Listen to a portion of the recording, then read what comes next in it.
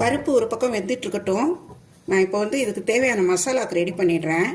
அடுப்பில் ஒரு பேன் வச்சு எண்ணெய் ஊற்றிருக்கிறேன். ஒரு 6 மிளகாய் வத்தல் போடுறேன். சின்ன வெங்காயம் ஒரு 8, பூண்டு பல் உரிச்சது ஒரு 6, இதையும் இதில் போடுறேன்.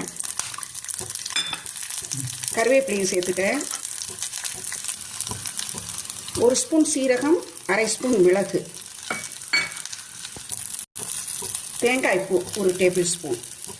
இதில் பார்த்தீங்கன்னா மிளகாய் மட்டும்தான் கொஞ்சம் நல்லா வறுத்துருக்கேன். மற்றது எல்லாம் கொஞ்சம்